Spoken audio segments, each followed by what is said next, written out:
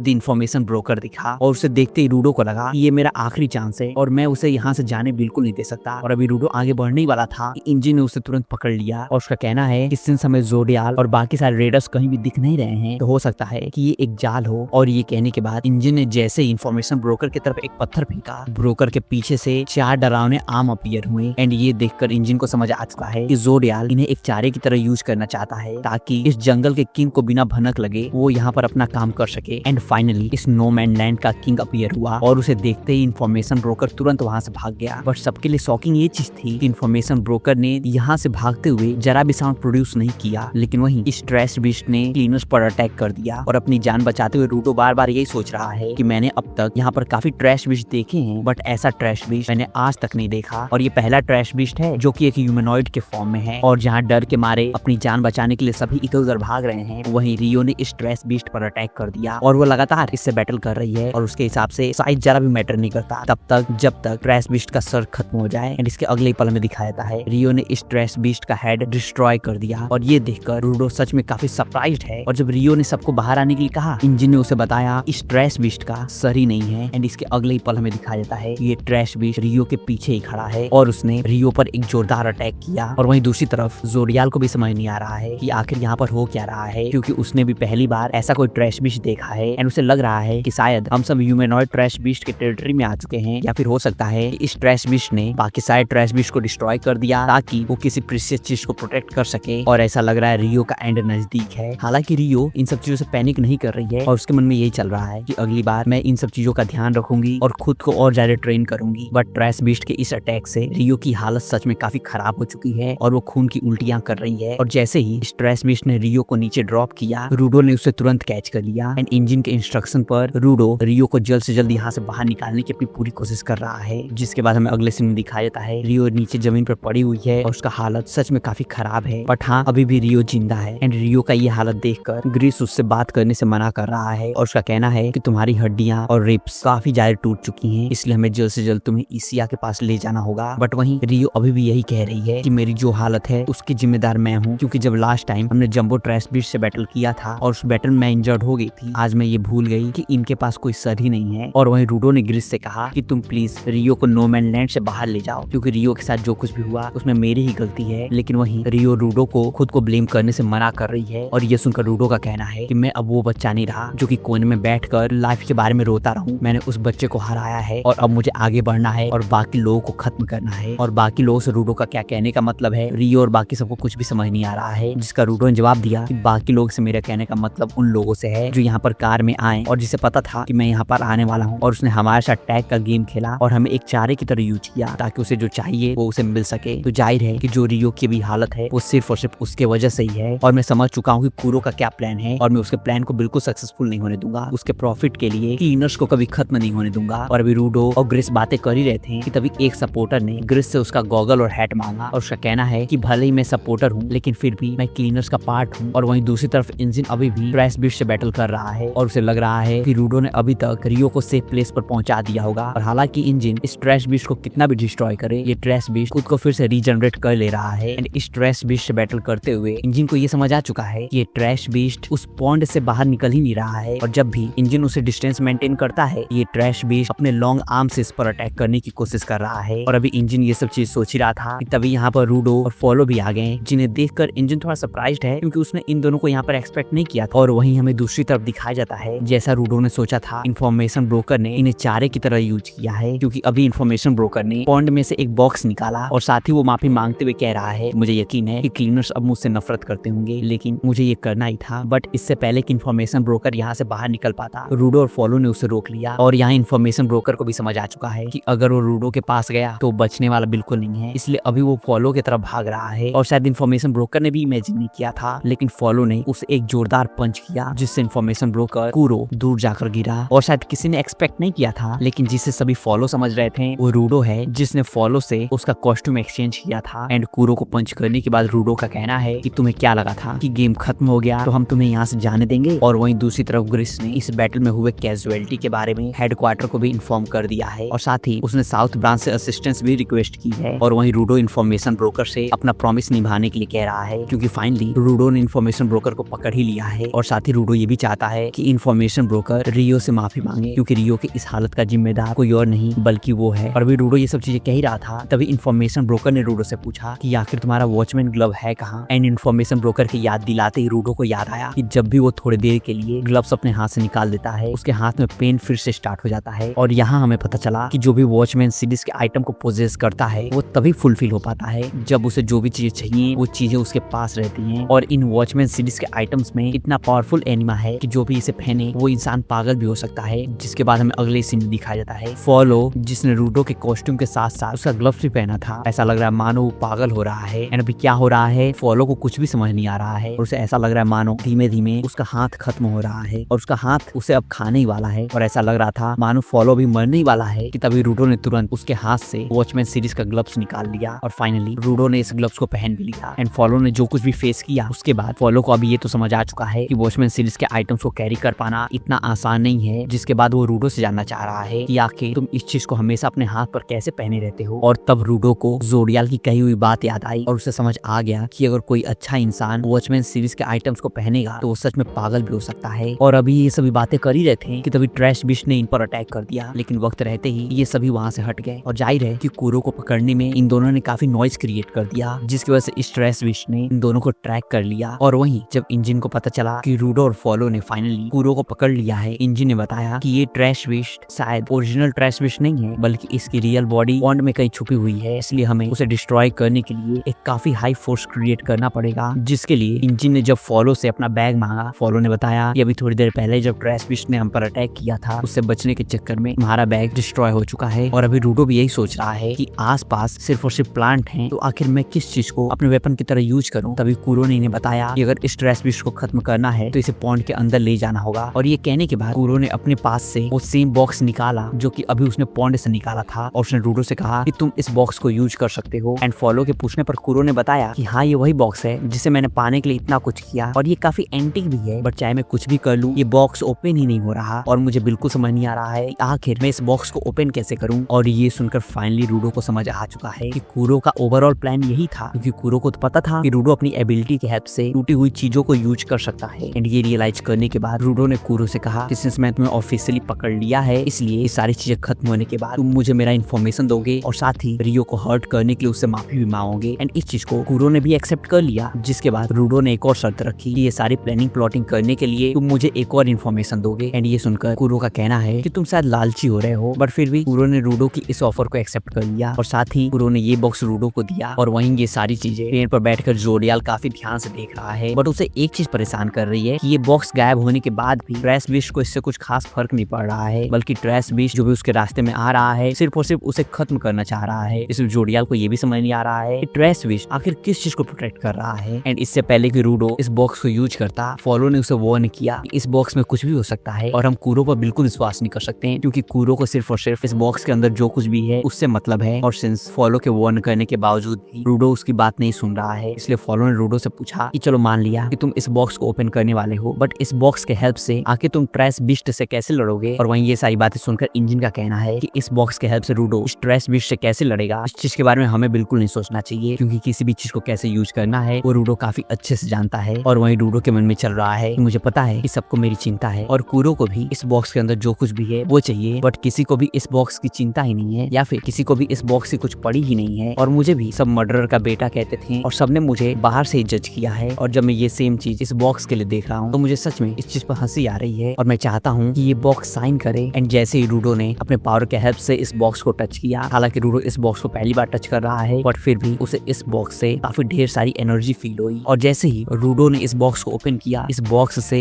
काफी तेज light produce हुई, जिसे देखकर सभी यहाँ पर काफी शॉक्ड हैं और इनके आसपास क्लाउड जनरेट हो चुका है, जिसके अगले ही पल हमें दिखाया जाता है कि रूडो किसी चीज के ऊपर खड़ा है और उसने काफी कॉन्फिडेंटली ट्रैश बीस्ट की आंखों में देखते हुए कहा, बॉक्स सिर्फ और सिर्फ खोलने के लिए नहीं होते हैं, बल्कि उनके अंदर कुछ रखना पड़ता है। एंड रूडो के ये कहने के बाद हमें अगले ही पल दिखाया जाता है वो बॉक्स जिसे रूडो ने ओपन किया वो एक जाइंट मॉन्स्टर में कन्वर्ट हो चुका है और उसने पलक झपकते ही ट्रैश बीस्ट को निगल लिया और अब वो ट्रैश बीस्ट बॉक्स के अंदर जा चुका है। एंड रूडो की ये एबिलिटी देखकर यहाँ पर सभी लोग काफी सरप्राइज्ड हैं। एंड कुरो का कहना है कि मैंने सिर्फ सोचा था तुम उस ट्रैश बीस्ट को हराओगे, बट तुमने देखो क्या मैग्निफिसेंट ऑब्जेक्ट क्रिएट किया है। जिसका रूडो ने जवाब दिया कि मैं उस ट्रैश बीस्ट को अकेले नहीं हरा पाया, बल्कि इस बॉक्स ने मेरी फीलिंग को समझी और मेरी हेल्प की। एंड जहाँ अभी ये सभी बातें कर रहे हैं वहीं इंजन इनसे जानना चाह रहा है कि क्या इस बॉक्स में जो कुछ भी था वो तुम्हें मिल गया। जिसके बाद में नेक्स्ट सीन में दिखाया जाता है कुरो के हाथ में एक लेटर है। एंड सभी ये देखकर थोड़ा सरप्राइज है कि क्या इस बॉक्स में सिर्फ एक लेटर था। जिसका कुरो ने जवाब दिया ये कोई नॉर्मल लेटर नहीं है, बल्कि ये लेटर रूडो के एंसेस्टर द अंडरटेकर का है और ये अंडरटेकर का लास्ट विल और एग्रीमेंट है। और ये सुनकर जाहिर है कि रूडो को बिल्कुल यकीन नहीं हो रहा है कि अभी उसके सामने उसके एंसेस्टर द अंडरटेकर की वसीयत है और ये वसीयत कुरो ने रूडो को दे दिया। एंड जब रूडो ने इसे ओपन किया, इसमें लिखा है कि मैं कुछ नहीं कर पाया और मैं इंसानों को रोक नहीं पाया, एंड मैं खुद को दफनाने के अलावा कुछ भी नहीं कर पाया, और मेरे प्यारे बच्चों मुझे चेन ब्रेक करने के लिए जाना ही होगा, तो प्लीज तुम सब खुश रहना। और हमें इस लेटर में दिखाया जाता है कि कुछ तो अंडरटेकर ने लिखा था जो कि उसने कट कर दिया है और अभी उसे पढ़ पाना काफी मुश्किल है। एंड इस लेटर को पढ़ने के बाद रूडो यही सोच रहा है कि आखिर उन्हें हुआ क्या। और अभी रूडो ये सब चीज सोच रहा था कि तभी कुरो ने रूडो को थैंक यू कहते हुए कहा कि मैं खुश हूँ कि तुम यहाँ ग्राउंड पर आए। एंड ये सुनकर रूडो के साथ साथ इंजन और बाकी सभी भी काफी सरप्राइज्ड हैं। जिसके बाद रूडो कुरो से जानना चाह रहा है कि आखिर तुम हो कौन। और वहीं इंजन ने कुरो से पूछा कि सबसे पहले तुम मुझे ये बताओ ये लेटर देखने के बाद तुम्हें कैसे पता चला कि ये लेटर किसी और का नहीं बल्कि रूडो के एंसेस्टर द अंडरटेकर का है। जिसका कुरो ने जवाब दिया कि ये मुझे इसलिए पता चला क्योंकि इस बॉक्स के नीचे कैनियास का लोगो है और कैनियास का लोगो मतलब ये बॉक्स एक वॉचमैन सीरीज का पार्ट है। एंड कुरो की ये बात सुनकर किसी को भी उसकी बात पर यकीन नहीं हो रहा है, क्योंकि सबको लगता था कि वॉचमैन सीरीज के आइटम ऐसे चीजें हैं जिन्हें लोग रेगुलर बेसिस पे पहन सकते हैं। और वैसे नॉर्मल केसेस में जब भी रूडो किसी चीज पे अपना पावर यूज करता है उस ऑब्जेक्ट का पर्पस खत्म होने के बाद वो ऑब्जेक्ट अपने आप डिस्ट्रॉय हो जाता है, बट अभी तक इस बॉक्स के साथ वैसा कुछ भी नहीं हुआ है। इसलिए इंजन ने रूडो से कहा इस बॉक्स को वापस तुम अपने पावर के हेल्प से नॉर्मल बॉक्स में चेंज कर दो। जिसका रूडो ने जवाब दिया कि मैं ऐसा नहीं कर सकता क्योंकि मैंने ऑलरेडी इस बॉक्स की पावर को यूज कर लिया है। एंड इन सारी चीजों के बारे में कुरो द इन्फॉर्मेशन ब्रोकर को पहले से सब कुछ पता था। एंड कुरो रूडो को हर एक इन्फॉर्मेशन देने के लिए काफी खुशी खुशी तैयार भी है। और अभी कुरो ने जैसे ही रूडो और बाकी सबको वेलकम किया, हमें अगले ही पल दिखाया जाता है मोमोआ ने अचानक से कुरो को टच कर दिया और अब कुरो का हर एक इन्फॉर्मेशन मोमोआ के पास है। और वहीं ये देखकर इंजन को भी फूकी कही हुई बात याद आ गई और इन्हें रियलाइज हो चुका है कि कुरो का सारा इन्फॉर्मेशन मिलने के बाद रेडर्स कुरो को मार देंगे। और हालांकि इंजन को कुरो कुछ खास पसंद नहीं है, बट फिर भी वो कुरो को यहाँ मरने नहीं दे सकता। और इससे पहले कि इंजन कुरो को बचाने के लिए आगे बढ़ता, यहाँ पर जोडियाल भी आ गया और फाइनली उसने अपना इंस्ट्रूमेंट मिसिरा को एक्टिवेट कर दिया है। और वहीं दूसरी तरफ रूडो सोच रहा है कि सिंस वो सिर्फ और सिर्फ 3 बार ही अपनी एबिलिटी की हेल्प से किसी भी ऑब्जेक्ट को वेपनाइज कर सकता है, इसलिए उसे समझ नहीं आ रहा है कि उसे क्या करना चाहिए, क्योंकि 2 बार ऑलरेडी उसने रैमलिन के ब्रश पर अपनी एबिलिटी यूज की है और वहीं एक बार बॉक्स को ओपन करने में। तो अब जाहिर है कि रूडो अपना वाइटल इंस्ट्रूमेंट यूज नहीं कर सकता। और जहाँ मोमोआ इन इन्फॉर्मेशन ब्रोकर का सारा इन्फॉर्मेशन इकट्ठा कर रही है, वहीं फाइनली जोडियाल और इंजन के बीच का बैटल स्टार्ट हो चुका है। एंड जोडियाल सच में काफी पावरफुल है और ऐसा लग रहा है मानो जोडियाल को हराकर इन्फॉर्मेशन ब्रोकर को बचा पाना लगभग नामुमकिन हो चुका है। और हमें यहाँ ये भी पता चला कि मोमोआ हमेशा हेडफोन इसलिए पहनती है ताकि वो लोगों से खुद को आइसोलेट कर सके, और इसके बाद से ही उसके अंदर एबिलिटी आई कि वो लोगों के मेमोरीज को सुन सके। एंड फाइनली मोमोआ ने भी अपना वाइटल इंस्ट्रूमेंट आईएसएल को फुल्ली एक्टिवेट कर दिया है ताकि वो कूरो की मेमोरी में पूरी तरह से एंटर कर सके। एंड कूरो की मेमोरी में एंटर करते ही मोमोआ ये देखकर सच में काफी शॉक्ड है कि कूरो के पास इतना ज्यादा इंफॉर्मेशन है, और आज से पहले कभी भी मोमोआ ने किसी के अंदर इतना ज्यादा इंफॉर्मेशन नहीं देखा था। और अभी मोमोआ को कूरो के मेमोरी में अजीबोगरीब चीजें दिख रही है। एंड मोमोआ ने ये एक्सपेक्ट बिल्कुल नहीं किया था कि शायद ऐसा कुछ होने वाला है, क्योंकि कूरो के मेमोरी के अंदर मोमो और कूरो बातें कर रहे हैं, जहाँ कूरो का कहना है कि मुझे टच करने से पहले मोमोआ रैकल तुम्हें खुद को प्रिपेयर कर लेना चाहिए था, तो आखिर तुम कैसी हो। एंड मोमोआ को बिल्कुल समझ नहीं आ रहा है कि आखिर ये हो क्यों रहा है, क्योंकि उसकी एबिलिटी के हिसाब से वो दूसरों की मेमोरी को सुन सकती है, बट हाँ उनकी मेमोरीज को चेंज नहीं कर सकती है। बट ये भी सच है कि जिसकी भी मेमोरी के अंदर मोमोआ है वो इंसान उससे बात नहीं कर पाएगा, इसलिए मोमोआ अब सच में काफी कंफ्यूज्ड है। एंड मोमोआ का ये एक्सप्रेशन देखकर कूरो का कहना है कि हाँ मुझे ये चीज रियलाइज हो जानी चाहिए था कि मेरी मेमोरी में आकर तुम काफी कंफ्यूज हो जाओगी। और इससे पहले कि मोमोआ कुछ कह पाती, कूरो ने तुरंत अपनी 2 उंगलियों से मोमोआ की आंखें डिस्ट्रॉय कर दी, और उसका कहना है कि सिंस तुम्हारी एबिलिटी सुनने की है तो तुम्हें तुम्हारी आंखों की बिल्कुल जरूरत नहीं है। एंड आगे कूरो ने मोमोआ को बताया कि हाँ मैं तुमसे डायरेक्टली बातें नहीं कर रहा हूँ, बल्कि जो तुम अभी देख रही हो ये मेरी मेमोरी है, जो कि मैंने रूडो और उसके फ्रेंड्स के यहाँ आने से पहले ही तुम्हारे लिए प्रिपेयर करके रखा था। और ये सुनकर मोमोआ को भी समझ आ चुका है कि ये सारी चीजें होंगी, ये चीज कूरो को पहले से ही पता था। और वहीं कूरो का कहना है कि इन्फॉर्मेशन एक काफी फ्रेजाइल चीज है, और जितना ही मिस इन्फॉर्मेशन क्रिएट होता है उतना ही हमें न्यू इन्फॉर्मेशन के बारे में पता चलता है। इसलिए मैं तुम रेडर्स को अपनी इन्फॉर्मेशन का एक छोटा सा हिस्सा देने वाला हूँ ताकि मैं वो डिस्कवर कर सकूं जो कि मैं जानना चाहता हूँ, द लॉस्ट मेमोरी। एंड ये सुनकर जैसे मोमोआ ने कहा, अब मुझे क्लीनर्स के लिए बुरा लग रहा है कि उन्होंने इस इन्फॉर्मेशन के लिए कीमत चुकाई है। और ये सुनते ही कूरो ने चिल्लाते हुए कहा कि इस इन्फॉर्मेशन के लिए रेडर्स को भी पे करना पड़ेगा, और इसकी कीमत है कि तुम्हारा ब्रेन ओवरलोड होने की वजह से तुम यहीं पर फ्रीज हो जाओगी, जिसके अगले ही पल में दिखाया जाता है सच में इन्फॉर्मेशन ओवरलोड होने की वजह से मोमोआ चिल्लाने लगी, और ऐसा लग रहा है मानो वो आज यहीं मरने वाली है। और ये देखकर रूडो को भी समझ नहीं आ रहा है कि आखिर यहाँ पर हो क्या रहा है, क्योंकि हमें दिखाया जाता है मोमोआ बेहोश होकर वहीं जमीन पर गिर गई, और इस चीज से मोमोआ को रिकवर करने में कम से कम 1 महीने तो लगेंगे। इसलिए जोडियाल कूरो जानना चाह रहा है कि आखिर तुमने ये किया क्या, जिसका कूरो ने जवाब दिया कि मैंने कुछ भी नहीं किया, बल्कि ये लड़की मेरा मेमोरी चुराना चाहती थी, और इतने छोटे से दिमाग में मेरी मेमोरी को हैंडल करने की कैपेसिटी नहीं थी। एंड ये सुनकर जोडियाल को भी समझ आ चुका है कि वो ये सारा इन्फॉर्मेशन 1 महीने से पहले तो एक्सेस नहीं कर पाएगा, और साथ ही उसे ये भी समझ आ चुका है कि कूरो ने ये सारी प्लानिंग पहले से ही करके रखी थी। और वहीं जोडियाल के कोड की तरफ देखते हुए कूरो ने बताया स्पाइक्स बनने की जगह काफी और चीजें कर सकता है। एंड कूरो के ये कहने के बाद ही हमें दिखाया जाता है कि जोडियाल का ये कोड विंग में कन्वर्ट हो गया। एंड ये देखकर रूडो काफी सरप्राइज्ड है, और उसे लग रहा है कि क्या हो सकता है कि जोडियाल मेरी ही तरह एक वाइटल इंस्ट्रूमेंट से डिफरेंट पावर यूज कर सकता है। और वहीं गू ने रूडो से पूछा कि आखिर इस जाइंट बॉक्स को यूज करके इन पर अटैक क्यों नहीं करते, जिसका रूडो ने जवाब दिया इस बॉक्स को क्रिएट करते हुए मैं सिर्फ और सिर्फ इसके अंदर ट्रैश बीस्ट को लाने के बारे में सोच रहा था, इसलिए ये बॉक्स पूरी तरह से फुल हो चुका है, इसलिए मैं ऐसा नहीं कर सकता। और वहीं सिंस लगातार जोडियाल कूरो की तरफ ही बढ़ रहा है, इसलिए कूरो बार बार यही कह रहा है कि मुझे मारने से मोमोआ वापस होश में नहीं आने वाली है। और सिंस अपने पावर को यूज करते हुए जोडियाल बार बार सैंडविच खा रहा था, इसलिए कूरो से जानना चाह रहा है कि क्या तुम्हारे पावर को यूज करने के लिए तुम्हें सैंडविच खाने की जरूरत पड़ती है। बट जाहिर है कि जोडियाल अपने बारे में कूरो को कुछ भी बताने वाला नहीं है, और सिंस ऐसा लग रहा है मानो जोडियाल इन्फॉर्मेशन ब्रोकर के साथ यहाँ से जाने वाला है, इसलिए कूरो को बचाने के लिए इंजन ने भी अपने अम्ब्रेला से जोडियाल पर अटैक कर दिया। बट हाँ ये अम्ब्रेला थोड़ा आउट ऑफ कंट्रोल भी हो गया, इसलिए कूरो दूर जाकर गिरा, और अभी इंजन और जोडियाल आमने सामने हैं। बट जोडियाल का कहना है कि सिंस इन्फॉर्मेशन ब्रोकर ने अपना प्राइज ले लिया है, इसलिए मुझे उम्मीद है कि 1 महीने रुकने के बाद मुझे अपना इन्फॉर्मेशन मिल जाएगा, इसलिए मुझे यहाँ पर रहने की कोई जरूरत नहीं है। लेकिन हाँ अगली बार जब हमारा रास्ता टकराएगा मैं बैटल करूंगा और तुम सबको डिस्ट्रॉय कर दूंगा। एंड ये कहने के बाद जोडियाल उड़कर यहाँ से चला गया। एंड जोडियाल के इन सारी बातों से उसके और रूडो के बीच का जंग ऐलान हो चुका है कि आखिर सबसे पहले इस स्पीयर पर कौन जाता है। और वहीं रूडो को ये यकीन नहीं हो रहा है कि जोडियाल ने इतने आसानी से कूरो की बात मान ली, जिसका इंजन ने जवाब दिया कि अगर कूरो ने प्राइस कहा है तो वो झूठ बिल्कुल नहीं बोलेगा, क्योंकि उसने झूठ बोला एज इन्फॉर्मेशन ब्रोकर उसकी वैल्यू काफी कम हो जाएगी। और अभी बातें करते हुए कूरो का कहना है कि सिंस रेडर्स यहाँ से जा चुके हैं तो क्या हम अपनी बातें कंटिन्यू कर सकते हैं, क्योंकि वैसे भी जल्द से जल्द तुम आमो को ढूंढना चाह रहे हो, है ना रूडो। और वहीं दूसरी तरफ क्लीनर के बेस पर जब टेम्सी को पता चला कि रूडो इन्फॉर्मेशन ब्रोकर से मिलने गया है, उसे ये समझ आ चुका है कि काफी लोग इंजर्ड हुए हैं, इसलिए वो उनकी हेल्प करना चाह रहा है। एंड इसके बाद हमें 2 दिन बाद का सीन दिखाया जाता है, जहाँ न्यूज चल रहा है और रियो हॉस्पिटल में एडमिट है, बट हाँ अब वो पहले से काफी बेटर है। और अभी रियो क्लीनर के साउथ ब्रांच में है और उसके साथ साउथ ब्रांच के कुछ सपोर्टर्स भी हैं जो कि इसका पूरी अच्छे से ख्याल रख रहे हैं। और साथ ही इनका ये भी कहना है कि अगर तुम सबका प्लान साउथ की तरफ आना था तो तुम्हें साउथ ब्रांच के क्लीनर्स को इस बारे में इन्फॉर्म कर देना चाहिए था। और अभी बातें करते हुए रियो इनसे ये भी जानना चाह रही है फू कहाँ है, जिसका इन्होंने जवाब दिया कि अभी हमारे बाकी मेंबर्स फू से अभी बातें कर रहे हैं। और रियो ने बगल में देखा यहाँ इन्फॉर्मेशन ब्रोकर भी है एंड उसे देखकर रियो थोड़ी सरप्राइज्ड है। एंड कुरो का कहना है तुम्हें क्या लगा था रूडो को इन्फॉर्मेशन देने के बाद मैं यहाँ से चला जाऊंगा, और वैसे मैं नॉर्मली ऐसा करता बट रूडो ने मुझे यहाँ से जाने नहीं दिया और वो चाहता है कि तुम्हारे इस हालत के लिए मैं तुमसे माफी मांगू। और साथ ही रूडो ने मुझसे ये भी कहा है कि अगर मैं तुमसे माफी मांगूंगा तो मुझे पंच नहीं करेगा। एंड ये कहने के बाद कुरो ने रियो को सॉरी कहा एंड ऑब्वियसली बात है कि रियो ने कुरो को माफ कर दिया है क्योंकि इस चीज से उसे रियलाइज हो चुका है कि उसे अभी खुद पर काफी काम करने की जरूरत है। और वहीं दूसरी तरफ रूडो, इंजिन और उनके बाकी सारे फ्रेंड्स कुरो के दिए हुए इन्फॉर्मेशन के अकॉर्डिंग आमो के लोकेशन को ढूंढने के लिए निकल चुके हैं। और हाँ इनके साथ तैमसी भी है और तैमसी को देख कर रूडो उसे यही जानना चाह रहा है कि आखिर तुम रियो की जगह हमारे साथ यहाँ पर क्यों आए हो। लेकिन वहीं इस प्लेस को देखकर इंजिन को भी समझ आ रहा है कि अकेले बिना अपने शूज के आमो के लिए यहाँ तक आना पॉसिबल नहीं है। बट हाँ सिंस कुरो ने ये इन्फॉर्मेशन दिया है तो जाहिर है कि ये इन्फॉर्मेशन पूरी तरह से सच है। और अभी सभी आगे बढ़ने ही वाले थे कि तभी तैमसी ने कहा कि अगर आमो को किसी ने किडनैप किया है तो पक्का वो भी यहाँ पर होगा, इसलिए मैं सबसे पहले जाता हूँ। लेकिन तैमसी को रोकते हुए रूडो का कहना है कि अगर किडनैपर कोई इंसान है और वो यहाँ पर है तो मैं पहले जा रहा हूँ क्योंकि मुझे उसे पंच करना है। जिसके बाद हमें नेक्स्ट सीन में दिखाया जाता है सभी स्टेयर से नीचे उतर रहे हैं और सबसे आगे रूडो है और वहीं सबसे पीछे तैमसी। और जब सभी नीचे पहुंचे आमो को यहाँ सच में देखकर रूडो काफी शॉक्ड है क्योंकि अभी आमो की हालत बहुत ज्यादा खराब है। लेकिन वहीं आमो की आंखों में आंसू हैं और उसने कहा कि मुझे पूरा उम्मीद था कि रूडो तुम मुझे बचाने के लिए पक्का आओगे। एंड आमो को आजाद करते ही रूडो ने उसे गले लगा लिया और जब रूडो ने आमो को आजाद किया आमो इतनी ज्यादा वीक हो चुकी है कि वो तुरंत रूडो के ऊपर गिर गई। और थोड़ी देर बाद रूडो ने फाइनली आमो को उसका शूज भी दिया। एंड इसके बाद हमें नेक्स्ट सीन उस दिन का दिखाया जाता है जब आमो से बैटल करने के बाद रूडो, इंजिन एंड उसके बाकी सारे फ्रेंड्स वापस बेस की तरफ आ रहे थे। लेकिन वहीं टेंसी ने अपनी एबिलिटी के हेल्प से आमो पर अटैक किया और साथ ही उससे उसका शूज भी ले लिया। और जाहिर है इससे आमो को काफी तकलीफ भी हुई और वो हेल्प के लिए रूडो को चिल्ला रही थी। बट सिंस रूडो को इन सब चीजों के बारे में कुछ भी नहीं पता इसलिए वो चाह कर भी आमो की हेल्प नहीं कर पाया। और वहीं हमें प्रेजेंट टाइम में दिखाया जाता है आमो अभी हॉस्पिटल में एडमिट है और भले ही एमसी के बातों से लग रहा है कि उसे आमो की इस हालत की वजह से थोड़ा बुरा लग रहा है, बट अंदर ही अंदर ऐसा लग रहा है मानो वो कुछ भी फील नहीं कर रहा है। और उसका कहना है कि इस चीज की वजह से मेरा और रूडो का बॉन्ड और ज्यादा स्ट्रॉन्ग होगा। और अभी तैमसी ये भी सोच रहा है कि आखिर रूडो को टीच करने के लिए मैं क्या कर सकता हूँ। और हमें यहाँ ये भी पता चला कि तैमसी ने ही रूडो को इमोशनली ब्रेक करने के लिए रेक्टो को मारा था, बट उस इंसिडेंट के बावजूद भी रूडो इतना ज्यादा ब्रेक नहीं हुआ है कि वो अपने इविल फॉर्म में आ सके। इसलिए तैमसी सोच रहा है कि आखिर मुझे और क्या करना चाहिए। एंड तैमसी का ये भी कहना है मुझे ये चीज लव के लिए करना ही होगा और मेरे पास कोई और चारा भी नहीं है और इसके लिए मुझे किसी न किसी को मारना जरूर होगा। एंड इसके बाद हमें नेक्स्ट सीन में दिखाया जाता है रूडो आमो से मिलने आया है और उसने आमो को उसका शूज देते हुए कहा कि मैं खुश हूँ कि आखिरकार तुम उठ गई और मुझे पता है कि जब हम पहली बार डेजर्ट में मिले थे वहाँ काफी चीजें हुई और उन सारी चीजों की वजह से ही मैं खुश हूँ कि तुम जिंदा हो। और वहीं आमो का कहना है कि मुझे जो भी चीजें पसंद आती थी उन्हें पाने के लिए मैंने काफी लोग को हर्ट किया है, बट फिर मैं तुमसे मिली और तब मुझे समझ आया कि जब भी हम किसी को हर्ट करते हैं हमें उसकी पनिशमेंट मिलती है। इसलिए मुझे लगता है कि अभी जो मेरी हालत है वो मेरी पनिशमेंट का ही पार्ट है। लेकिन जो भी हो मैं अभी ये और ज्यादा सह नहीं सकती और जो कुछ भी मेरे साथ हुआ मैं फिर से उसे कभी भी इमेजिन नहीं कर सकती और मुझे इस चीज का डर है कि कहीं फिर से ऐसा ना हो कि मैं फिर से गायब हो जाऊं और मैं कहाँ हूँ किसी को भी पता ना हो। इसलिए मैं खुश हूँ कि रूडो तुम मुझे बचाने आए। और ये सारी चीजें कहते हुए आमो रो भी रही है और उसने काफी जोरों से रूडो का हाथ पकड़ा हुआ है। और अभी आमो और रूडो बातें कर ही रहे थे तभी यहाँ पर तैमसी भी आ गया और उसका कहना है कि आखिर आमो के साथ ऐसा किसने किया होगा। और साथ ही तैमसी आमो से ये भी जानना चाह रहा है कि तुम्हें वहाँ पर किसने लॉक किया था और अगर तुम्हारे पास कोई सबूत हो या फिर तुम उस इंसान को पहचान पाओगी तो हम इस बारे में हेलगार्ड को इन्फॉर्म कर सकते हैं। एंड ये सुनकर आमो उस इंसान को याद करने की कोशिश कर रही है। एंड थोड़ी देर याद करने के बाद आमो ने कहा कि जिसने मुझे लॉक किया था उसके बाल काफी बड़े थे, बट आमो चाहे कितना भी याद करने की कोशिश करे उसे कुछ भी याद नहीं आ रहा है और ऐसा लग रहा है मानो उसकी मेमोरी ब्लर हो चुकी है। बट हाँ अपने पास्ट को ऐसे याद करके वो पहले से और ज्यादा दुखी हो रही है। और वहीं तैमसी ने मुस्कुराते हुए कहा कि जैसा कि आमो तुमने बताया मैं जिसने भी वहाँ बंद करके रखा था उसने तुम्हें सिर्फ और सिर्फ पानी ही दिया, तो जाहिर है कि तुम्हारी मेमोरी थोड़ी ब्लर हो रही है। इसलिए तुम अभी आराम करो और जब तुम फिर से अपनी पूरी स्ट्रेंथ गेन कर लेना फिर हमें उसके बारे में बताना और मुझे उम्मीद है तुम्हें सब कुछ याद आ जाएगा। और वहीं ये सारी चीजें कहने के बाद तैमसी यही सोच रहा है कि मुझे पता है कि इन्फॉर्मेशन ब्रोकर ने ही इन्हें आमो का लोकेशन बताया है, बट क्या इन्फॉर्मेशन ब्रोकर ने इन्हें मेरे बारे में बताया है। एंड जाहिर है कि तैमसी कोई भी रिस्क नहीं लेना चाहता, इसलिए उसने रूडो से पूछा कि इन्फॉर्मेशन ब्रोकर ने तुम्हें वॉचमैन सीरीज के बारे में इन्फॉर्मेशन दिया है ना, जिसका रूडो ने जवाब दिया कि हाँ। मैंने उससे पूछा कि चोकर को जिसने बनाया है वो आखिर है कहाँ, बट इन्फॉर्मेशन ब्रोकर के पास भी इसका कोई आंसर नहीं था। और ये सुनकर तैमसी पूरी तरह से शॉक्ड है। लेकिन रूडो का फेस एक्सप्रेशन देखकर तैमसी को समझ आ रहा है कि रूडो उससे कुछ तो छुपा रहा है, बट आखिर वह है क्या। तैमसी को इस बारे में जरा भी आइडिया नहीं और अभी भी उसके मन में यही चल रहा है कि क्या रूडो ने मेरे बारे में कुछ सुना है या फिर नहीं। और वहीं हमें 2 दिन पहले का सीन दिखाया जाता है जहाँ साउथ ब्रांच के क्लीनर के बेस पर बैठकर कूरो, रूडो और इंजन बातें कर रहे हैं, जहाँ इंजन ने कूरो को बताया कि रूडो को 2 इन्फॉर्मेशन चाहिए और सिंस रूडो के पास 2 इन्फॉर्मेशन पाने का ऑप्शन है, इसलिए बिना कोई रिस्क लिए रूडो ने अपने प्लान को चेंज कर दिया और वो डायरेक्टली आमो का लोकेशन जानना चाह रहा है। जिसके बाद कूरो ने एक पेपर पर आमो का लोकेशन लिखकर रूडो को दे दिया और साथ ही कूरो ने कहा ये वही जगह है जहाँ पर आमो को कैद किया गया है। और ये सुनकर जाहिर रूडो जानना चाह रहा है कि आमो को किसने कैद करके रखा हुआ है। एंड जैसे ही रूडो ने ये क्वेश्चन पूछा, कूरो ने उसे याद दिलाया कि अगर तुमने एक और क्वेश्चन पूछा तो मुझे इस इन्फॉर्मेशन का भी पेमेंट चाहिए। और साथ ही कूरो का ये भी कहना है कि आमो को किसी ने कैद किया है, मेरे हिसाब से मेरी तरफ से ये तुम्हारे लिए एक्स्ट्रा इन्फॉर्मेशन है और अगर तुम्हें आगे का इन्फॉर्मेशन चाहिए तो शायद उसे तुम्हें खुद पता लगाना पड़ेगा। और हालांकि रूडो जिसने आमो को कैद किया ये जानना चाह रहा है, बट उसे ये भी पता है कि शायद इस इन्फॉर्मेशन की भी कीमत से चुकानी पड़े और रियो जैसे हर्ट हुई वैसे उसका कोई और फ्रेंड भी हर्ट हो सकता है। एंड इसके बाद बारी आई सेकंड क्वेश्चन की कि आखिर जोकर जिसने बनाया है वो कहाँ है। और जैसे इन्फॉर्मेशन ब्रोकर ने कहा कि मुझे उसके बारे में बिल्कुल नहीं पता, ये सुनते ही रूडो ने कूरो को एक जोरदार पंच किया। और अभी सच में ये सुनकर रूडो काफी गुस्से में है और वहीं यहाँ से जाते हुए इंजन भी सोच रहा है कि अगर ऐसा है तो इतना मुसीबत झेलने का क्या ही मतलब हुआ। और अभी रूडो कूरो पर गुस्सा कर ही रहा था कि तभी कूरो ने इंजन को एक लेटर दिया और इस लेटर को रिसीव करते ही इंजन पूरी तरह से शांत हो गया और उसने रूडो को भी शांत होने के लिए कहा और उसका कहना है कि कूरो को छोड़ो और चलो रियो से मिलते हैं। और अभी ये सभी चौकर मेकर के बारे में बात नहीं कर सकते हैं क्योंकि इस लेटर में जो कुछ भी लिखा है अगर इन्होंने उसके बारे में कुछ भी कहा तो चौकर मेकर इनकी सारी बातें सुन लेगा। एंड इस लेटर में लिखा हुआ है कि 2 वीक बाद साउथ वर्ल्ड में डॉल फेस्टिवल होने वाला है, वहाँ पर व्हाइट क्रो को ढूंढो और व्हाइट क्रो को फॉलो करो, वो तुम्हें ऐसे इंसान के पास ले जाएगा जो कि जानता है कि चौकर मेकर आखिर है कहाँ। लेकिन अगर चौकर मेकर को इस बारे में कुछ भी पता चला वो तुम्हारे हाथ से निकल जाएगा, इसलिए तुम इस बारे में किसी को भी मत बताना, यहाँ तक कि अपने क्लीनर साथी को भी नहीं। और वहीं हमें प्रेजेंट डे का सीन दिखाया जाता है और जब रूडो ने तैमसी से कहा कि कूरो ने मुझसे कहा कि उसे चौकर मेकर के बारे में कुछ भी नहीं पता, तैमसी उसकी एक्सप्रेशन देखकर ये समझ रहा है कि रूडो अभी तो पूरी तरह से झूठ बोल रहा है। और वहीं हमें दूसरी तरफ दिखाया जाता है हॉस्पिटल में रियो के बगल में बैठकर कूरो यही सोच रहा है इंजन तो अपना मुंह बंद कर लेगा, बट क्या रूडो अपना मुंह बंद कर पाएगा क्योंकि चौकर मेकर हमारी हर एक बात सुनता है। और वहीं जब रियो ने कूरो से पूछा कि आखिर तुम यहाँ पर क्यों बैठे हो और क्या तुम मेरी सलामती के लिए पूरे टाइम यहाँ पर थे, जिसका कूरो ने जवाब दिया कि सबकी ऐसी खुशकिस्मती नहीं है कि मैं उसके लिए नर्स करूं एंड इसिया के यहाँ पर आते ही मैं यहाँ से चला जाऊंगा। एंड इसके बाद हमें अगले सीन दिखाया था है इसिया भी यहाँ पर आ चुकी है एंड इसिया के यहाँ आने की वजह से रियो पहले से काफी बेटर फील कर रही है। जिसके बाद इसिया ने रियो को थोड़ा एग्जामिन किया और हमेशा की तरह रियो को देखकर एलिसिया उसके कंडीशन की वजह से थोड़ी पैनिक कर रही है, बट रियो के समझाने के बाद एलिसिया ने फाइनली उसका ट्रीटमेंट स्टार्ट किया। और यहाँ हमें ये भी पता चला कि एलिसिया का वाइटल इंस्ट्रूमेंट उसका कॉर्ड है एंड एलिसिया के वाइटल इंस्ट्रूमेंट की जो एबिलिटी है वो हासिल करना सबके बस की बात नहीं है क्योंकि एलिसिया के प्योर हार्ट और उसके काइंडनेस की वजह से ही उसके पास ये एबिलिटी है। और इस कॉर्ड के हेल्प से एलिसिया सबसे पहले खुद को रिचार्ज करती है और इस इलेक्ट्रिसिटी से वो अपने पेशेंट को भी हील करती है। एंड फाइनली अपनी हीलिंग एबिलिटी के हेल्प से एलिसिया ने रियो को हील कर ही दिया, जिसके बाद वो अब थोड़ा रिलैक्स फील कर रही है। और हालांकि अगर नॉर्मली देखा जाए तो एलिसिया की हीलिंग एबिलिटी काबिले तारीफ है, बट ये काफी रिस्की भी है क्योंकि एलिसिया ने बताया कि अगर वो वोल्टेज रेगुलेशन में थोड़ी भी गलती करे तो पेशेंट को पूरी तरह से जला सकती है। लेकिन वहीं इस ट्रीटमेंट के बाद रियो अब फुली एनर्जेटिक दिख रही है एंड उसकी ये एनर्जी देखकर कूरो भी अब रिलैक्स्ड है और उसका कहना है एज अपॉलजी तुम मुझसे एक क्वेश्चन पूछ सकती हो जिसका आंसर तुम्हें जानना हो। और ये सुनकर रियो का कहना है कि क्या मैं इमेजिन कर रही हूँ या फिर तुम क्लीनर्स की तरफ काफी सॉफ्ट हो, और हाँ मुझे पता है कि तुम अपने हरकत की वजह से काफी गिल्टी फील कर रहे हो, बट सिंस तुम एक इन्फॉर्मेशन ब्रोकर हो तो क्या ऐसे अपने प्रोडक्ट को देने की वजह से तुम्हारे इस प्रोडक्ट की वैल्यू कम नहीं होगी। जिसका कूरो ने जवाब दिया कि तुम इसकी चिंता मत करो और हाँ क्लीनर्स की तरफ मेरा एक थोड़ा स्पेशल अटैचमेंट है। एंड ये सुनकर रियो का कहना है कि जो भी हो आज मैं खुद को लकी मान रही हूँ और शायद कूरो ने भी एक्सपेक्ट नहीं किया था कि रियो अपना क्वेश्चन इस तरह से वेस्ट कर देगी, क्योंकि रियो ने कूरो से पूछा कि आखिर तुम अपनी उंगलियां में ग्लव्स में क्यों नहीं डालते हो। और ये क्वेश्चन सुनकर कूरो पूरी तरह से शॉक्ड है क्योंकि उसके हिसाब से ये क्वेश्चन एक वेस्ट ही है। बट कूरो ने फिर से रियो से कंफर्म किया कि क्या तुम सच में इसका आंसर जानना चाहती हो और क्या तुम्हें अपनी मदर के बारे में नहीं जानना है। और ये सुनते ही रियो का फेस एक्सप्रेशन पूरी तरह से चेंज हो गया और उसने कहा कि तुम सच में हर एक चीज के बारे में जानते हो पर तुमसे इस बारे में किसी ने भी नहीं पूछा, और अगर तुम सच में लोगों को कुछ बताना चाहते हो तो मेरे बारे में भूल जाओ और जाओ शायद रूडो को ट्रैश बीस्ट के बारे में बताओ या फिर अपनी रियल आइडेंटिटी। और ये कहने के बाद रियो ने कूरो को यहाँ से जाने के लिए कहा। एंड वहीं अभी जो रियो ने कहा कूरो अपने आइडेंटिटी के बारे में सोच रहा है और उसका कहना है मैं काफी टाइम पहले से ही अपनी ओरिजिनल फॉर्म भूल चुका हूँ क्योंकि मैंने काफी ढेर सारे रोल प्ले किया है, और अगर कोई ये चीज कर सकता है तो रूडो वो तुम हो जो कि मुझे मेरी आइडेंटिटी वापस याद दिला सकता है। और वहीं दूसरी तरफ तैमसी रूडो से जानना चाह रहा है कि अब तुम्हारा आगे का प्लान क्या है, क्या तुम आगे बाकी सारे वॉचमैन सीरीज के आइटम्स ढूंढने वाले हो या फिर तुम अभी उस किडनैपर को ढूंढना चाहते हो जिसने आमो को लॉक किया था। और ये सुनकर रूडो सोच रहा है कि आखिर किसी ने आमो को किडनैप क्यों किया, क्योंकि रेडर्स के पास ऑलरेडी आमो का सूज था, बट उन्हें ये नहीं पता था कि आमो कौन है। और सिंस फू ने जो कुछ भी बताया उससे रूडो को ये समझ आ चुका है कि जिसने भी आमो को किडनैप किया उसका मकसद आमो का सूज नहीं बल्कि शायद आमो को सफर कराना था। और वहीं टेम्सी का कहना है कि हो सकता है आमो ने जिन लोगों को परेशान किया है उनमें से किसी ने उससे बदला लेने के लिए ऐसा किया हो, बट ये चीज रूडो को हजम नहीं हो रहा है एंड उसके लिए इस चीज पर यकीन कर पाना थोड़ा टफ हो रहा है। बट टेम्सी का ये भी कहना है कि अगर तुम किडनैपर को ढूंढना चाहते हो तो मैं तुम्हें नहीं रोकूंगा, बट मेरे ख्याल से उससे भी ज्यादा इंपॉर्टेंट चीजें तुम्हारी लाइफ में हैं। और अभी टेम्सी और रूडो बातें कर ही रहे थे कि तभी इंजन ने काफी दूर से रूडो को बुलाया एंड इंजन के बुलाते ही रूडो घबराते हुए जल्द से जल्द थैंक यू कहने के बाद इंजन के पास चला गया। लेकिन वहीं हमें टेम्सी के फेस पर एक काफी डेडली स्माइल दिखाई जाती है एंड इसके बाद हमें अगले सीन में दिखाया जाता है रूडो इंजन से इस सारे में बार बार यही कह रहा है कि क्या हम चॉकर मेकर के बारे में टेम्सी को नहीं बता सकते हैं क्योंकि वो सच में एक अच्छा इंसान है। बट इंजन रूडो को समझा रहा है कि नहीं, हमारे लिए ये करना सही नहीं होगा क्योंकि चॉकर मेकर हमारी पूरी बात सुन सकता है। एंड इसके बाद हमें आधी रात का सीन दिखाया जाता है और अभी हॉलवे में वॉक करते हुए अचानक से रूडो को याद आया कि मैंने तो टेम्सी को ये नहीं बताया था चॉकर मेकर के पास वॉचमैन सीरीज का पार्ट है, तो आखिर से इस बारे में कैसे पता चला। एंड ये रियलाइज करते हुए रूडो को ये भी लग रहा है कि हो सकता है कि टेम्सी को इस बारे में किसी और ने बताया हो और सिंस टेम्सी रूडो को अभी कहीं दिख नहीं रहा है इसलिए रूडो ये भी सोच रहा है कि टेम्सी आखिर आधी रात को कहाँ चला गया। जिसके बाद में नेक्स्ट सीन में दिखाया जाता है रूडो और इंजन बातें कर रहे हैं और इंजन का कहना है कि तुम मुझे कुछ देर के लिए अकेला छोड़ दो क्योंकि अभी मैं अपनी प्रैक्टिस कर रहा हूँ। और अभी इंजन और रूडो बातें कर ही रहे थे कि तभी यहाँ पर अगस्त आ गया और सिंस जल्द ही डॉल फेस्टिवल स्टार्ट होने वाला है इसलिए अगस्त डॉल फेस्टिवल के लिए कॉस्ट्यूम प्रिपेयर कर रहा है। एंड ये सब चीजें सुनकर रूडो को रियलाइज हो गया कि इंजन अगस्त के पास इसलिए आया है ताकि रूडो को डॉल फेस्टिवल तक जाने के लिए एक बहाना मिल जाए, क्योंकि तुम्हें याद होगा कि कूरो ने रूडो को बताया था कि जल्दी जो डॉल फेस्टिवल होने वाला है उसमें तुम्हें चॉकर मेकर के बारे में क्लू मिलेगा। जिसके बाद रूडो ने अगस्त से रिक्वेस्ट की कि मुझे भी अपने साथ डॉल फेस्टिवल में ले चलो। एंड इसके बाद हमें नेक्स्ट डे का सीन दिखाया जाता है जहाँ क्लीनर के लीडर एंड टीम ईगर बातें कर रहे हैं एंड लीडर टेम्सी से जानना चाह रहे हैं कि मैंने नोटिस किया है कि मेरे वॉल्ट से शूज गायब हैं, तो क्या इसका मतलब है कि वो शूज अब आमो के पास है। जिसका टेम्सी ने जवाब दिया कि मैंने शू लेने के लिए फॉर्मल परमिशन डाला था एंड उसके बाद ही मैं शू लेकर गया। एंड इस चीज से सैम्यू ने भी एग्री किया। जिसके बाद लीडर का कहना है कि अगर आमो को इस चीज से अच्छा लग रहा है तो सब ठीक है और मैं पर्सनली आमो से बात करना चाहता हूँ, लेकिन उससे पहले क्या तुम रूडो को इन्फॉर्म कर सकते हो कि मैं उससे अपने रूम में मिलना चाहता हूँ। जिसके बाद हमें नेक्स्ट सीन में दिखाया जाता है रूडो और लीडर बातें कर रहे हैं और जब लीडर ने रूडो को कॉफी सर्व किया इस कॉफी का टेस्ट रूडो को सच में बिल्कुल अच्छा नहीं लगा, इसलिए लीडर ने रूडो को शुगर और मिल्क के साथ कॉफी ट्राई करने को सजेस्ट किया। और साथ ही वो रूडो से जानना चाह रहे हैं कि साउथ वर्ल्ड के ट्रिप पर आखिर तुम्हें क्या मिला, क्या तुम मुझे उस बारे में बता सकते हो। और लीडर को ये सारी चीजें किसी और ने नहीं बल्कि कूरो ने बताया है। और सिंस अभी रूडो सोच रहा है कि आखिर मैं लीडर से कितनी चीजें शेयर कर सकता हूँ, क्योंकि कूरो ने उससे कहा था कि अपने क्लीनर फ्रेंड पर भी विश्वास मत करना। और वहीं रूडो का ये कंफ्यूजन देखकर लीडर का कहना है कि तुम्हें हर एक चीज बताने की बिल्कुल जरूरत नहीं है और मुझे पता है कि तुमने अपने इस जर्नी में जो इन्फॉर्मेशन कूरो से चाहिए थी शायद उससे ज्यादा इन्फॉर्मेशन पाया है, इसलिए मैं तुम्हें क्लियरली बताता हूँ। मैं तुमसे सिर्फ और सिर्फ इतना जानना चाहता हूँ कि अभी तुम क्या सोच रहे हो और आगे तुमने क्या करने का प्लान किया है। और कभी कभार एक दूसरे से अपने प्लान्स के बारे में क्लियरली बातें करने से चीजें और क्लियर हो जाती हैं। एंड लीडर की ये सारी बातें सुनने के बाद रूडो यही सोच रहा है कि आखिर मैं अब आगे क्या करना चाहता हूँ, क्योंकि मेरे वजह से ही सभी इतनी बड़ी मुसीबत में फंसे हैं और यहाँ ग्राउंड पर भी मेरे वजह से सबको प्रॉब्लम फेस करना पड़ रहा है। तो मेरा नेक्स्ट प्लान है कि अब मैं किसी को भी चोट पहुंचने नहीं दूंगा। एंड रूडो ने लीडर को बताया मैंने इन्फॉर्मेशन ब्रोकर से 2 क्वेश्चन पूछे, हालांकि इन्फॉर्मेशन ब्रोकर को एक क्वेश्चन का आंसर नहीं पता था, लेकिन हाँ नेक्स्ट टाइम जब चीजें खराब हो तो शायद मैं ये कहना तो नहीं चाहता, लेकिन मैं जोडियाल की तरह बनना चाहता हूँ ताकि मैं ऐसे सिचुएशन में खुद को शांत रख पाऊँ। और साथ ही रूडो ने भी बताया कि कूरो की इन्फॉर्मेशन की वजह से ही मैं आमो को सेव करने में सक्सेसफुल रहा एंड आमो की हेल्प करने के बाद मुझे पहली बार लगा कि मैंने कुछ हासिल किया है और मैं खुश हूँ कि आमो अभी जिंदा है और मैं चाहता हूँ कि मैं आमो का फ्रेंड बनूं। और साथ ही रूडो ने लीडर को अपने एंसेस्टर के लास्ट वर्ड्स के बारे में भी बताया जो कि उसे टोरी नोमैंस लैंड में मिला था। और रूडो ने लीडर के साथ बातें करते हुए अपने मन की हर एक बात बताई कि कैसे उसके फादर रेक्टो को वॉचमैन सीरीज की डायरी के लिए मारा गया, इसलिए वो अपने एंसेस्टर एंड ग्राउंड और वर्ल्ड की रियलिटी को जानना चाहता है ताकि जिसने भी रेक्टो के साथ वो किया वो उससे बदला ले सके। एंड रूडो की ये सारी बातें सुनकर लीडर का कहना है कि शायद तुम्हें रियलाइज नहीं हो रहा है, लेकिन तुम्हारे हाथ में इन्फॉर्मेशन के कुछ पीसेज हैं एंड मुझे उम्मीद है कि अगर तुम ऐसे ही लड़ते रहे और आगे बढ़ते रहे तो ये पीसेज ऑफ इन्फॉर्मेशन एक दिन सेव जरूर लेंगे और अगर इसमें हम तुम्हारी हेल्प कर पाएंगे तो क्लीनर का तुम्हारे साथ पूरा सपोर्ट है। एंड लीडर की ये बात सुनकर रूडो थोड़ा हिचकिचा रहा है और उसका कहना है कि शायद नहीं, मैं आप लोगों को कम्प्लीटली इसमें इन्वॉल्व नहीं कर सकता क्योंकि आप लोग का काम है ट्रैश बीस्ट को हराना। तो कह सकते हैं कि ये सारी चीजें आपका सरदर्द नहीं है और मैं फिर से आप लोग को परेशान नहीं करना चाहता। और अभी रूडो ये सब चीजें कह ही रहा था कि तभी लीडर ने रूडो के गले से उसका चॉकर निकाल लिया और ये देखकर रूडो शॉक्ड है और उसे समझ आ रहा है कि लीडर को पता है कोई ना कोई इनकी बातें सुन रहा है। एंड ये चौकर निकालते हुए लीडर ने ये भी कहा कि मैं तुमसे कुछ ऐसी बातें कहने वाला हूँ जो कि क्लीनर में भी काफी कम लोगों को पता है। जिसके बाद फाइनली चौकर रिमूव करने के बाद लीडर ने रूडो को बताया कि जो ये सारी चीजें तुम्हें लग रहा है कि तुम्हारा सरदर्द है, लेकिन ऐसा नहीं है, बल्कि कह सकते हैं यही हमारा रियल बिजनेस है। क्योंकि अभी तुम जहाँ पर हो, क्लीनर का ये बेस इसे वर्ल्ड के मिस्ट्रीज को सॉल्व करने के लिए ही बनाया गया था। एंड ये सुनकर जाहिर है कि रूडो इसके पीछे का रीजन जानना चाह रहा है। एंड उसके पूछने पर लीडर ने बताया कि यहाँ ग्राउंड पर काफी ढेर सारी ऐसी बुक्स हैं जो कि 150 साल से यहाँ पड़ी हुई हैं, बट किसी रीजन की वजह से इनका इंपॉर्टेंट पेजेस मानो गायब हो चुके हैं। और ये मेजॉरिटी पेजेस ग्राउंड और स्पीयर के रिलेशनशिप के बारे में ही थे कि आखिर वर्ल्ड क्यों डिवाइड हुआ, स्पीयर और ग्राउंड के बीच में क्या हुआ, और ये सारे इंपॉर्टेंट पीसेस मिसिंग हैं जिन्हें हम कहीं भी ढूंढ नहीं पा रहे हैं। और किसी ने इन सारे क्लूज को यहाँ ग्राउंड पर छुपाया है। एंड इन क्लूज का एक पार्ट रूडो तुम्हारे पास भी है। और सिंस ग्राउंड पर इतना ढेर सारा ट्रैश है और ट्रैश बीस्ट के प्रेजेंस की वजह से सबसे पहले क्लीनर को ये समझ आ चुका था कि उनके लिए अकेले ये सारा इन्फॉर्मेशन ढूंढ पाना इम्पॉसिबल है। जिसके बाद ही क्लीनर्स का ये ऑर्गेनाइजेशन फॉर्म हुआ। एंड ये सारी बातें सुनकर रूडो जानना चाह रहा है कि आखिर आज आप मुझे ये सारी चीजें क्यों बता रहे हैं और आपने पहले मुझे ये सब चीजें क्यों नहीं बताई। जिसका लीडर ने जवाब दिया कि क्या तुम्हें लगता है कि अगर मैं पहले तुम्हें ये सारी चीजें बताता तो तुम ये सब सुनकर कंफ्यूज नहीं होते। एंड अब रूडो को भी रियलाइज हो रहा है कि जो लीडर कह रहे हैं वो सच है। इसलिए लीडर चाहते थे कि रूडो खुद से इन्फॉर्मेशन को इकट्ठा करे, भले ही इसमें उसे बाकी क्लीनर्स की हेल्प लगे, बट वो ये सारी चीजें सुनने के काबिल बने। एंड फाइनली लीडर ने रूडो से कहा कि मुझे पता है कि मैं मतलबी हूँ और अपने मतलब के लिए सबको डेंजर में डालता हूँ, बट मैं चाह कर भी खुद को रोक नहीं सकता। और जैसे मैं सबको यूज कर रहा हूँ वैसे ही मुझे तुम्हें भी यूज करना पड़ेगा। और मैं तुम्हारी हेल्प करूंगा, लेकिन उसके बदले में तुम्हें भी मेरी हेल्प करनी पड़ेगी। और इस तरह हम दोनों साथ में मिलकर इस दुनिया का सीक्रेट सबके सामने ला सकते हैं। एंड ये सारी चीजें कहते हुए लीडर ने जब रूडो के सामने अपना हाथ बढ़ाया, रूडो के मन में चल रहा है कि ये इंसान जो कि इतना स्ट्रॉन्ग दिख रहा है बट फिर भी मेरे सामने काफी पोलाइट है, और ये मेरे फेस पर कह रहा है ये मुझे यूज करने वाला है, बट पता नहीं क्यों मुझे ऐसा लग रहा है कि ये इंसान ये एक अच्छा इंसान है। एंड ये सारी चीजें मन में आते ही रूडो ने तुरंत लीडर से हाथ मिला लिया और उसका कहना है कि अब मैं क्लीनर का हिस्सा हूँ, और अगर जो तुम्हें चाहिए वो देने से मुझे जो चाहिए वो मुझे मिलेगा, तो तुम्हारे साथ लड़ने में मुझे एक पल के लिए भी रिग्रेट नहीं होगा। और मैं तुमसे प्रॉमिस करता हूँ कि तुम भी मुझे यूज करने में एक बार भी रिग्रेट नहीं करोगे। एंड रूडो की ये सारी बातें सुनकर लीडर ने उसे थैंक यू कहा। और वहीं लीडर के मन में चल रहा है कि तुम्हें कोई आइडिया नहीं है और शायद कभी पता भी नहीं चलेगा मेरे पास और मेरी हिस्ट्री के बारे में, या फिर तुम्हारे इन सारे वर्ड्स ने मेरे दिल को कितना छुआ है। और वहीं अगले इस सीन में हमें जोडियाल के बचपन का सीन दिखाया जाता है, जहाँ वो चिल्ला रहा है कि एटलीस्ट मेरी सिस्टर को जाने दो, बट जाहिर है कि लाख कोशिशों के बाद भी जोडियाल अपने परिवार के किसी मेंबर को बचा नहीं पाया। जिसके बाद उसने फाइनली डिसाइड किया कि अगर इस वर्ल्ड में चीज छीननी पड़ती है तो मैं सबसे हर एक चीज छीनूंगा। एंड वहीं प्रेजेंट टाइम में हमें दिखाया जाता है जोडियाल मोमोआ के पास बैठा हुआ है, जहाँ मोमोआ अभी भी बेहोश है। एंड इसी के साथ सीजन 2 एंड हो गया। और हाँ, अगर तुम्हें ये वीडियो अच्छा लगा तो तुम चैनल को सुपर थैंक या फिर मेंबरशिप के थ्रू सपोर्ट कर सकते हो, जहाँ मेंबरशिप में तुम्हें कई सीरीज के मेंबर ओनली एपिसोड्स देखने को मिलेगा, और साथ ही priority comment reply and different badges भी। बाकी टिल देन एंजॉय एनीमे, मिलते हैं नेक्स्ट वीडियो में।